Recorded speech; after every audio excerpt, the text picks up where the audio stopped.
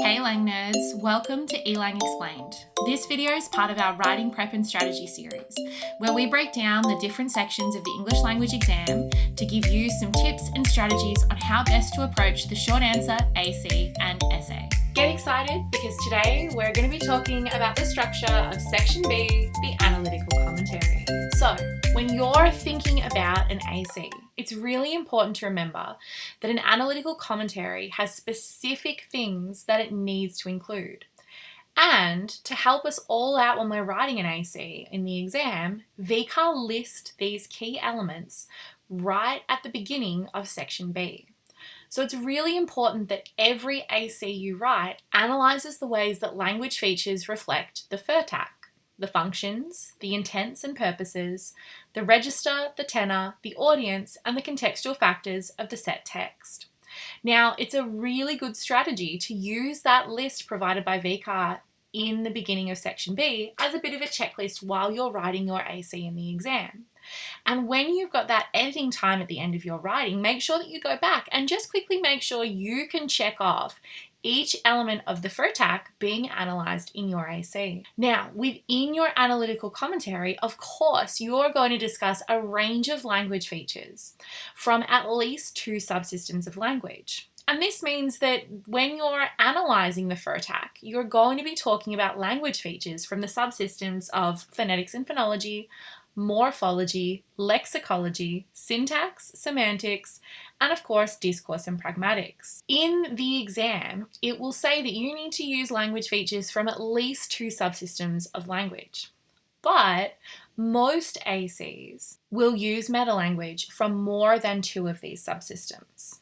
And it's absolutely a strategic choice to try and use a broad range of meta-language so that you can showcase and show off your understanding of meta-language when you write an analytical commentary. Now, it is a strategic choice that you will make when you're using this meta-language to say things like the use of assonance in the text and then go into your example, or to say the use of assonance, a language feature from the subsystem of phonetics and phonology, allows the writer to, and then go into your analysis. Now, it can be a strategic choice to name the subsystem. It can be a strategic choice to just jump straight in with your meta-language. But it's really important to remember that this is a strategic choice you will make based on what is best for your writing voice and style. And remember that your assessors, your teachers, have a really detailed understanding of meta-language. So if you tell them the subsystem your meta-language is coming from, great. And if you just jump in with the meta-language, that is also great too, because your teacher or your assessor is going to be able to figure out which subsystem this meta-language has come from. So when you're planning an AC, it's really important that we are aiming to include at least 3 body paragraphs that analyse the ways that language features reflect the FER-TAC of the text, and that we're using that VCAA meta-language to label and analyse at least 2 examples of language features per body paragraph. Now, most ACs will begin with an opening paragraph that clearly identifies and states the elements of the FER-TAC. But this isn't an essential convention of an analytical commentary. However, it can be a really good strategic choice to really quickly let the person reading your AC know that you understand your AC is going to analyze the ways that language features reflect the different elements of the FER-TAC, and to really clearly identify for the person reading your AC those different elements for the set text. When you're writing an AC, it's a really good strategic choice to go in with a game plan. So this is one sample AC structure that you could use. You might begin with that opening paragraph that identifies the elements of the FER-TAC. Then in body paragraph 1, you might aim to analyze the ways that language features reflect the register and the contextual factors, but specifically maybe focus on the ways that register challenges or upholds the expectations of the situational and cultural context. In body paragraph 2, you might choose to analyze the ways that language features reflect the functions, intents, and purposes of the text. And then in body paragraph 3, you might focus on the ways that language features reflect the audience and the contextual factors. Here, mostly leaning into tenor, although you might bring in some of the other contextual factors if it's relevant to your discussion. Now, if you are going to use this structure, one thing that might be helpful for you is breaking up your AC paragraphs into 3 short answer questions. Now, if you're going to use this structure, one thing that might be useful for you is breaking up this AC, this longer piece of writing, into 4 distinct questions. Now, I really like to use these guiding questions when I'm writing an AC because it helps me organize my thinking. So in my opening paragraph, I'm aiming to identify the defining features of the set text. But in body paragraph 1, I'm aiming to answer the question, how do language features in the text reflect both the context and register? Knowing, of course, that anytime I see context, I have to, of course, be specific about, first of all, whether it's the situational or cultural context, and then be more specific about, for situational context, whether I'm talking about the field, tenor, text type, mode, or setting, and for cultural context, knowing that I have to be more specific and identify whether I'm talking about the values, attitudes, or beliefs. But in paragraph 2, my guiding question might be something like, how do language features reflect the functions, purposes, and intents of the text? Of course, recognizing that one text can have multiple functions, multiple purposes, and multiple intents. And so within the response to this question, within your body paragraph, there's scope for you to add some depth and detail by talking about multiple functions, purposes, and intents if it's relevant, if it's the strategic choice for your analysis of the set text. Finally, your guiding question for paragraph 3 might be something like, how do language features in the text reflect the audience and tenor? So, we're going to see if we can apply this learning and plan out an AC together. Now, this is a text you probably haven't seen before. It's an article from Pedestrian TV, which is an Australian news website. And this article specifically focuses on Sydney's corpse flower, which was lovingly dubbed Putricia by people online. This corpse flower bloomed in Sydney in early 2025. So take a moment now to have a read of this article and see if you can, first of all, identify the key elements of the FER-TAC, and then see if you can plan out your AC response.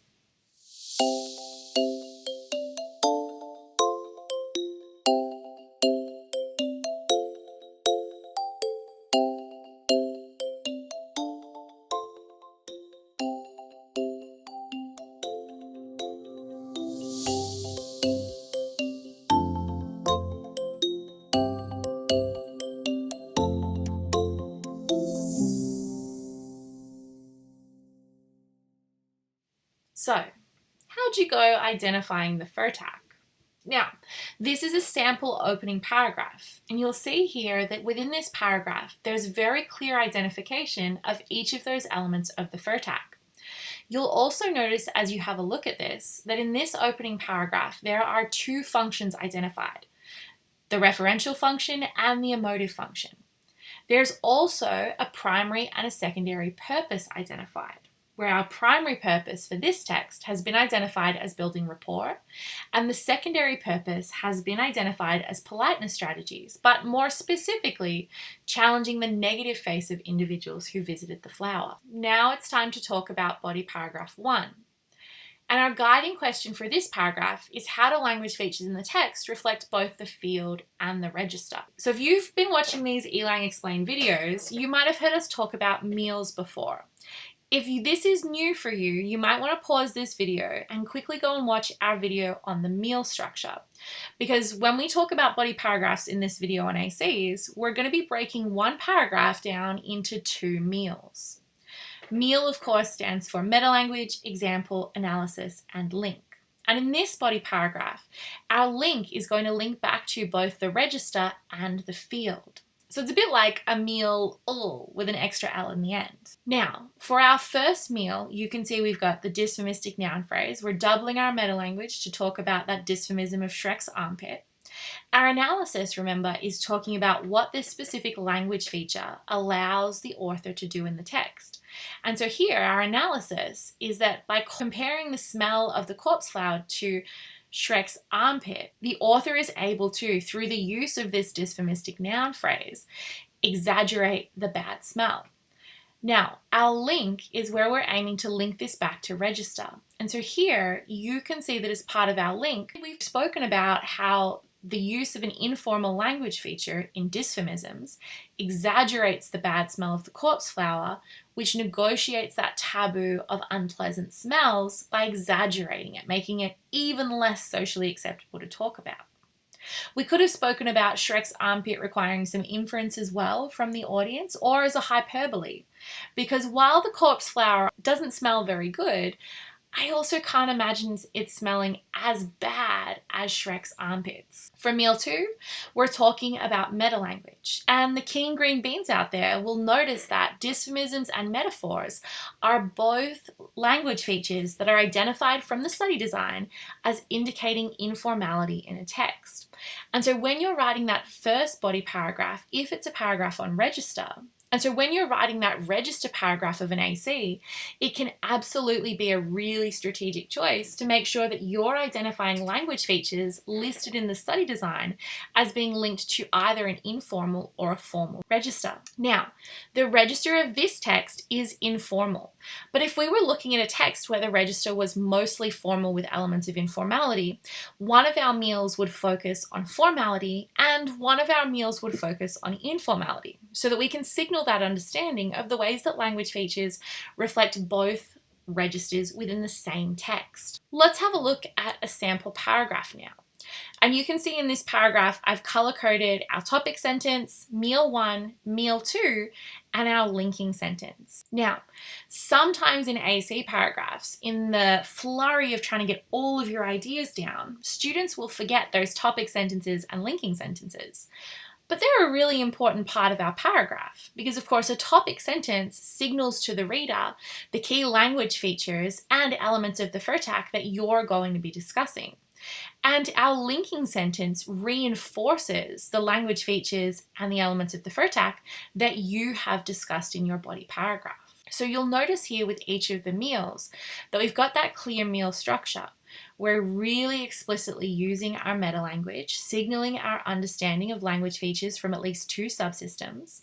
Then we've got our examples, our analysis, so explaining what the specific language feature is doing in the text. And finally, the link. How does this language feature reinforce both the informal register and the field of corpse flowers? Now, let's move on to body paragraph 2. So for body paragraph 2, if you're following along with the suggested structure from the beginning of this video, your guiding question is going to be, how do language features in the text reflect both the functions and the purposes and intents? Now here, we've got 2 more meals. And again, we're really explicitly signaling our meta-language right at the very beginning. So for meal 1, we're talking about a negatively connotated noun phrase. And for meal 2, we're talking about a fragment interrogative sentence. Remember that once we've got our example, we then move into our analysis. What is this specific language feature doing in this specific text? And then our link that most importantly links our analysis of a specific language feature to that element of the FER-TAC. Here, the functions, purposes, and intents. Now, you might remember that in the opening paragraph of this AC, we identified 2 purposes and intents and 2 functions. So in this body paragraph, it's really important that one meal links to that first function and purpose that was identified, and our second meal links to the second function and purpose and intent that was identified. Now, it is absolutely a strategic choice for some texts to identify multiple functions, multiple purposes, and intents. However, if you do that in your opening paragraph, if you signal that a text has both a referential and a motive function, in your body paragraph, you have to analyze the ways that language features reflect all of the functions that you have identified. And so, if we have a look at our sample body paragraph, you'll see here that our topic sentence restates both the primary purpose and secondary purpose, as well as re-signposting the 2 functions that we're going to be speaking about. You'll also notice here that our first meal links to that first function and primary purpose, while our second meal links to our secondary purpose and that second function that was identified. Okay. Are you ready for things to get a little bit more challenging? So, for our last body paragraph of this AC, our guiding question is, how do language features in the text reflect the audience and tenor? Remembering that, in the opening paragraph, we've already identified our audience and tenor. And in this body paragraph, we need to be consistent with the audience and tenor that we identified in our opening paragraph. So, take a moment now and make some notes. What meta-language, which examples, what analysis, and what links would you use for 2 meals on register, on audience and tenor? How did you feel planning out this body paragraph? If you feel like you've got a nuanced, detailed plan, make sure to add it to the comments below. Now, we've come to the end of our recap of AC structure. And it's important to remember that when you're aiming to write that nuanced analytical commentary, you're aiming to discuss a range of salient language features from the different subsystems of language. And so when you're choosing your examples for each meal, make sure that those examples, those language features that you're discussing, are the most relevant, the most important language features in the set text. A nuanced AC will also discuss the ways that language features reflect all of those elements of the FER-TAC, making sure that you haven't missed one.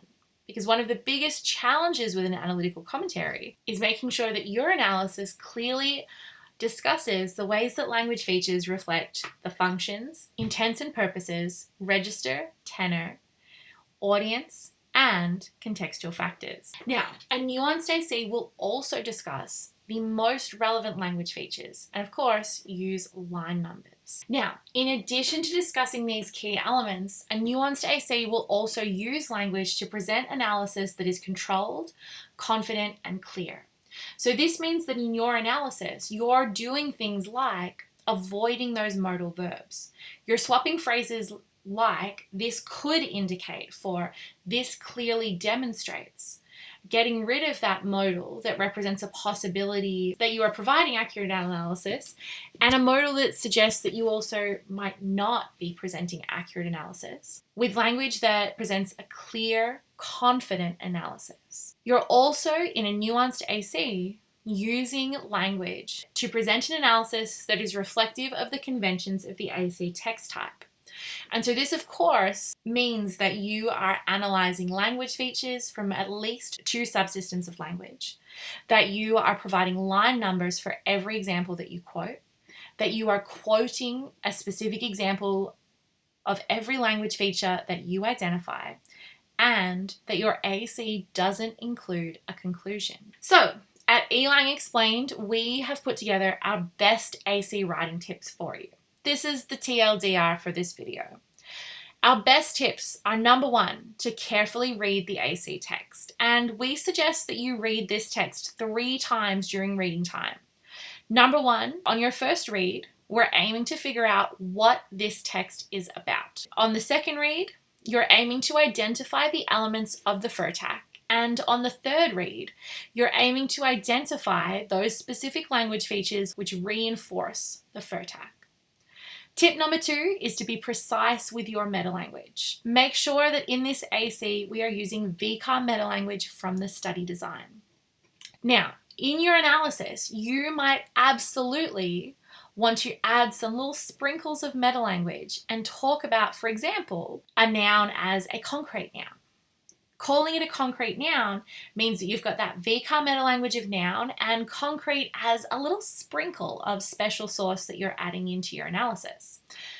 But noun is the thing that will get you the mark because it's the meta-language that can be rewarded. So while you might choose to add sprinkles to your analysis, the strategic choice is to make sure that you are linking every language feature you've identified to a specific piece of VCAA meta-language from the VCAA English Language study design. Tip number 3 is to make sure that your AC analyzes each element of the FER-TAC. And like I said at the beginning of this video, VCAA in their English language exam will have listed right at the beginning of section B the elements of the FER-TAC for you.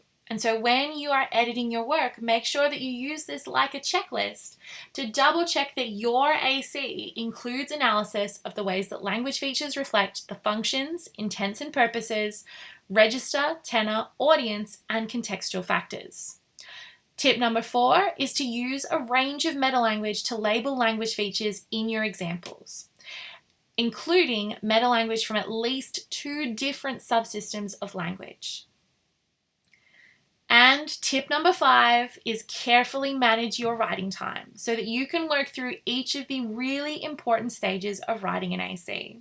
Stage 1 is planning, stage 2 is writing, and stage 3 is editing. Make sure that you give yourself enough time to effectively plan, clearly write your nuanced, detailed, confident analytical commentary, and then that you've also left yourself enough time to edit your AC, paying close attention to making sure that your AC analyzes in detail ways that language features reflect each element of the FER-TAC. But that's all we have time for today. Remember to be kind to yourself, take care of yourself, and I'll see you next time for more eLang Explained.